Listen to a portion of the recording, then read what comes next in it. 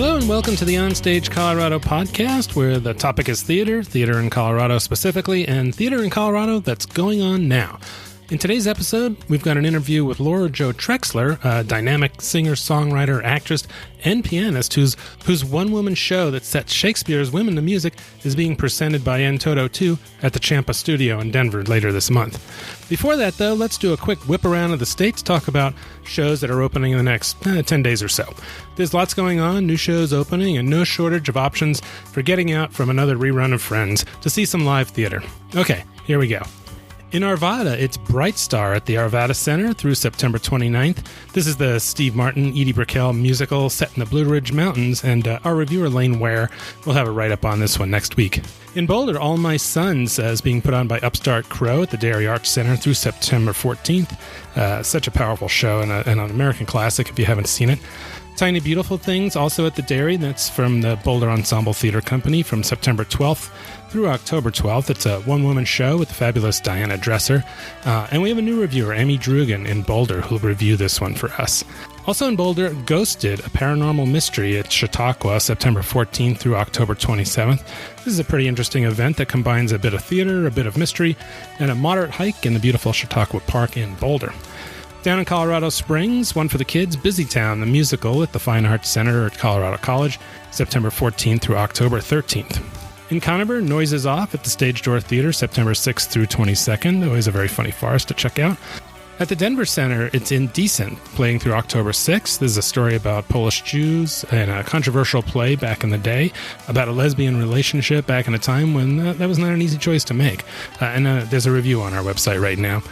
Also at the Denver Center, at the Buell Theater, it's the touring production of Miss Saigon. The Broadway Stalwart plays September 10th through 22nd, and I'll have a review of that, which will be interesting for me because I have never seen Miss Saigon.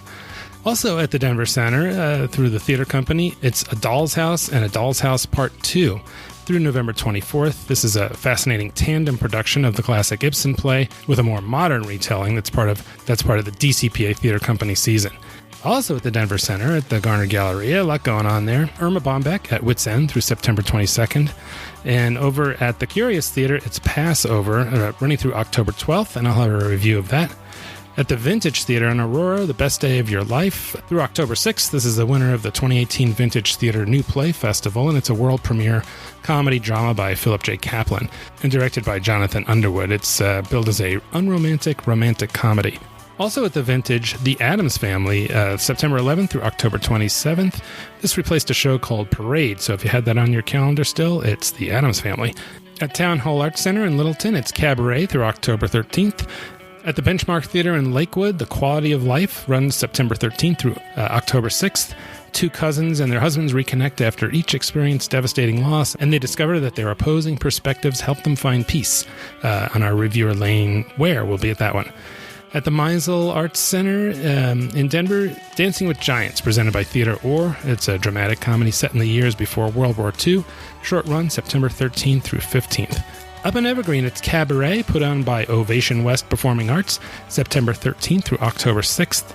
And in Golden, Miners Alley has Once, the musical, running through October 13th. This is a cool musical with a romance at the middle, and I'll have a review on the site of that here pretty soon. In Johnstown, at the Candlelight Dinner Playhouse, The Hunchback of Notre Dame runs through November 17th. If you've never been to the Candlelight, it's really worth a trip. They did do a really nice job up there. It's a great facility that was built from the ground up to be a dinner theater. And if you've got kids, these are always generally pretty family-friendly shows. And of course, kids love the dinner theater part where they get dessert at intermission. In Lakewood, Man in Black, Ring of Fire, Lakewood Cultural Center through September 22nd.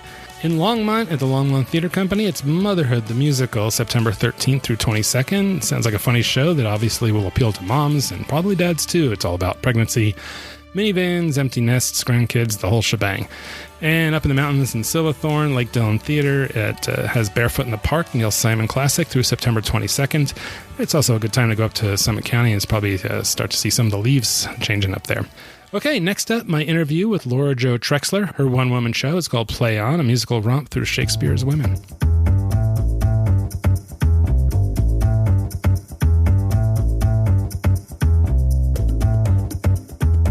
Okay, we're we're on the line with Laura Jo Trexler, and Laura Jo is doing a show at the Champa Studio, which is sort of right adjacent to the Denver Center. It's being produced by N Toto 2, and it's Play On, a musical romp through Shakespeare's women. So, Laura Jo, thanks so much for joining us on the podcast today.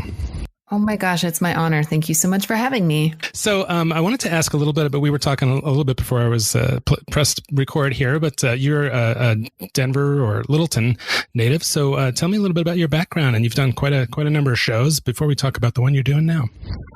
Yeah, I've been here for a long time. I was born in Kansas, but I moved when I was 2, so I kind of keep that on the hush hush. I grew up here in Colorado. I went to Heritage High School. I then went out east, and that's where I did my undergraduate as well as my graduate degrees out east. So I lived out there. I lived in New York. I lived in Boston. And then I just recently moved back from spending a year in LA, where actually I did Play On. So it's good to be back here. I've acted in the neighborhood and in many Denver local theaters. And it's nice to be back kind of doing something that I've written myself, which is very exciting. That is awesome. Where did you go to school back east? Just curious. I went to Ithaca College. It's in upstate New York. And then I went to Brandeis University, which is just outside of Boston. Uh-huh. Yeah. Right. Well, you and I have lived in a lot of the same places. I grew up in New York, and I lived in Gloucester, Massachusetts for a little while, and I lived in LA, and Denver. Yeah. I really enjoyed all of them. I don't love the winters on the East Coast. They last far too long. So it's nice to be back where it snows and then it's sunny the next minute. Right. And so have you been employed as an actor all these years, or? I have. I've spent kind of a lot of time off and on. I'm currently equity. So that can be hard living in certain areas of the country, Denver included. But yes, I've basically worked off and on as an actor for, since I was 18. So I was looking at some of the shows on the N-Toto 2 website, and I'm assuming there are probably some musicals in there as well. Yes. There are a lot of musicals. I originally wanted to be a musical theater actor. I went and got my undergraduate degree for musical theater. And then as soon as I started doing musicals, I was very interested in straight theater. So I ended up kind of going down that route. And that's the bulk of my hiring here in Denver, is as a straight actor. But yes, I do really like musical theater, and I'm a singer-songwriter. So it seemed only natural to create something with strong acting and then using music. Right. So yeah, you're a triple threat. So let's talk a little bit about your show. So you're an actor, a singer, and a pianist as well. And also, do you write your own music as well? I do. Yes, I do. And that's part of the show. So you're using Shakespeare's lyrics and kind of setting them to your own music. Yep, that's exactly it. So I kind of take, there's multiple women, Shakespeare's women. A lot of them are very, very famous, including Lady Macbeth, Juliet, Rosalind. And I took different genres that spoke to me in terms of the character and what I felt would express the character best. So I use my background just with all these different styles and genres of music to help express these women. Okay, so give me an idea what that sounds like. Like, for example, what is Lady Macbeth's style? Well, Lady Macbeth actually is the one number that is not sung. It's basically like a spoken word piece. If you're familiar with theater, it's kind of Brechtian. If you're not, then it doesn't really mean much. But essentially, that one's a spoken word piece. So it's not musical. Okay. So I picked a bad example. How about, what's Juliet or? So Juliet is kind of like like a Taylor Swift kind of pop. Okay. So it's a very, very pop chord progression. So she's young, she's innocent, and she's got this kind of a youthful pop sound to her. And then you take Rosalind, who lives in the forest. And I kind of see the music that spoke to me for her was kind of a 1930s, 40s classic musical sound. Right. It's more of a classic waltz, essentially. Very Julie Andrews-esque, who's one of my favorites. Okay, that makes sense. Yeah. Trying to think of some other ones. Adriana, she's from Comedy of Errors. She's a drunken country ballad, so very Patsy Cline. Excellent. Yeah, and then let's see who else we have. I've got like a blues song that Olivia from 12th Night sings to Viola. I don't want to give away too much by talking about that song. There's Beatrice. Hers is very classic, almost Ethel Merman classic Broadway sound. It's very fun. It's a lot of fun. Your YouTube site and Toto too has a YouTube clip of a performance, gives a really good idea of kind of the vibe of it, and it looks very entertaining. And I noticed that you're kind of drinking a beer and doing some sort of Little Richard like piano athletics through it. So looks like it's a high energy show and a lot of fun. So I wanted to ask a little bit about so where did the germ of this idea come from? What kind of inspired you to do this? Well, I will say, if anyone were to ask me, 10 years ago, if I was going to write a show, Shakespeare would have not come. I wouldn't have thought anything about writing something that relates to Shakespeare and his plays. But I was in graduate school. I was cast as Gertrude in a piece that we were going to be devising about. It's basically Hamlet, but we were devising it to be a new modern telling, and we were going to focus on Gertrude. And I had trouble really grasping the character of Gertrude. I didn't really understand her. And as a musician, the only way that I could understand was writing a song to kind of discover her intention and how to be able to play her actively as an actor through a positive active intention. So I wrote a song and I played it for the director. And after honing it and doing some editing on it, she was so moved by it that she added it to the piece or to the show. And that went so well, and it became such an inspiring experience for me that I all of a sudden found that I'd written one for Rosalind. And next thing I knew, I wrote one for Juliet, and I wrote Lady Macbeth. And then it just kind of unfolded into this musical tapestry of these women expressing themselves. And then I asked a director if she would be willing to direct it as like a production. And she originally was a little nervous because she didn't know what to expect. And I said, give me 10 minutes of your time. I'm just going to play you a little bit of these women. I had her come into a theater with a piano. I played it for her. And when I stopped, she immediately said, let's do it. I want to do this. This is going to be great. So we jumped right in and started workshopping the piece. Oh, wow. That's a great evolution story of how it all came together. Very organically in a way. Yes, very organically. So is there a through line to the show? That's a great question. So in its form right now, no, there is no through line. That was hard for me as an actor and as a writer to create something that didn't have a through line. And to be completely honest, I worked for over a year on writing in a through line, and it just wasn't working. And eventually I was playing it for another director, and they asked me the question, do you need one? And I thought maybe not. For me, that was hard because I'm so used to linear writing. And this was the exact opposite. So I just kind of went with the flow. It's more of basically, I like using the term musical tapestry because it's these women that are all woven together through music. So the piece starts and then I just let it soar. So it just goes from one woman to the next until the piece is over, which it just continues to ramp up, and then I close it out. Okay, sure. Yeah, it's like greatest hits. It's so. How did you select the bits for lack of, or the women in particular? Are some more conducive to song, or were you just looking for like kind of the most recognizable characters? I was looking for the most recognizable. I think that it's helpful to have women, maybe not everyone's read Twelfth Night, but a lot of people have heard of Viola, or a lot of people have heard of Beatrice. So you don't have to know the plays to be able to appreciate the music and the emotional struggle within the song.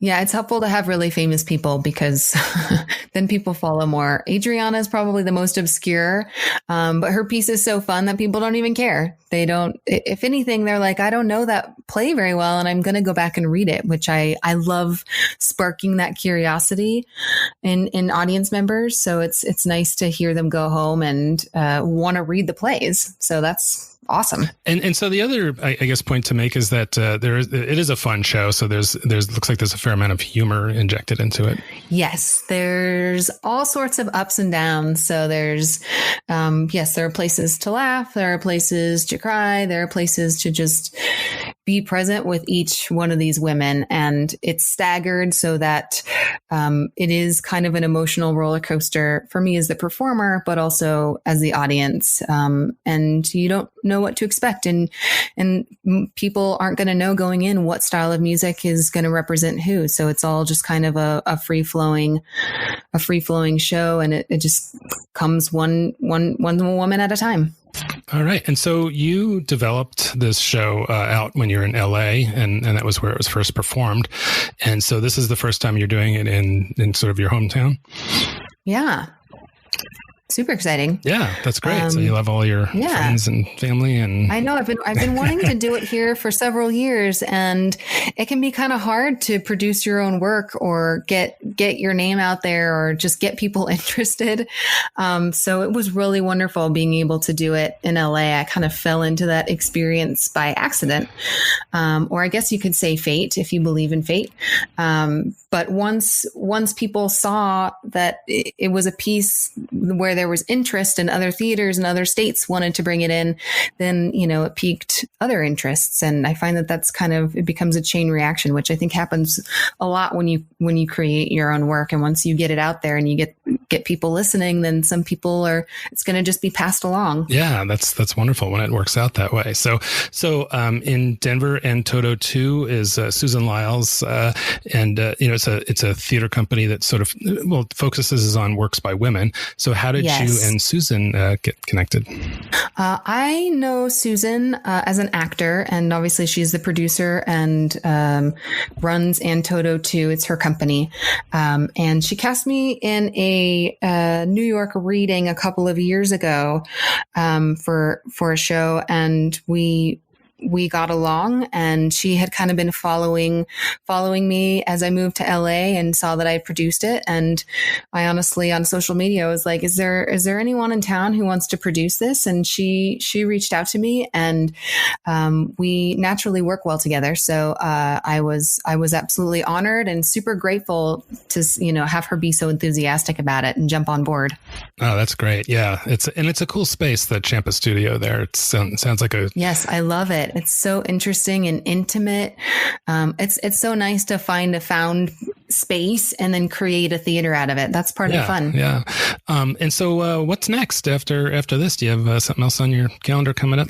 Oh gosh. Let me think. I'm considering, actually, I've been approached about taking this show to Edinburgh, Scotland next August. So that may be a possibility. I'm also working on recording another album as a singer-songwriter. So constantly working on music and, living the dream and just living life and bringing in money and saving and being an adult. I know, but still hanging on to my music and theatrical roots. Right. Well, it sounds like you should definitely do the Edinburgh gig. They have the huge Shakespeare festival. Is it part of that, or? No, it's part of it'd be part of the Edinburgh Fringe, which is separate. But there's something very exciting about the idea of taking this abroad to the UK, because that's the land of Shakespeare. So as much as Americans are enthusiastic about Shakespeare, I'm so excited to take it to his homeland. So that would be super exciting. All right. Well, it sounds like a fun show to go out and see. It's going to be at Champa Studio, which is kind of right next to the Denver Center there. It's September 19th through 28th, Thursday, Friday, and Saturday evenings. And you can get tickets for it on the And Toto 2 website, I believe. Yeah. Thank you so much, Alex, for having me this evening. It's been an honor. Right. Thank you, Laura Jo. Lose all cares in the world. Out there, there's nothing like me and you, so let's get a room. A friend's romance, countrymen lend me your ears. True nobility is exempt from fear. I wear my heart upon my sleeve for all to see. Stepping all the bounds of modesty, it's stopping me. For like she, I will teach torture to but bright as the moon falls, forcing 1,000 times good night. To be or not to be. He loves me, not he loves me, yet I do feel. So let's get a room upstairs. And of course, that was a little bit of Laura Jo there at the end to give you an idea of what her show sounds like. I definitely recommend getting out to this one, whether you're a big Shakespeare fan or not. It's a chance to see an immensely talented woman just pour her heart out at the piano. I was looking at her YouTube page, and she's got a number of other fun videos on there of her original material, and it's worth a look and a listen, as is her 2016 album, This Is Me, which you can find on Apple Music or hear some of on her website at laurajotrexler.com. It's good stuff from a true Colorado talent.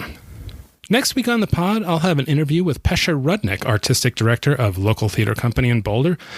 We had a really cool conversation about some of the recent accolades Local has had, their upcoming shows, and we also got into a little bit of philosophical discussion about the nature of live theater and how it's better than, say, watching reruns of Friends. And not to bash Friends, which is still, for many, one of the greatest sitcoms of all time, and which, by the way, marks its 25th anniversary of its debut on NBC this fall.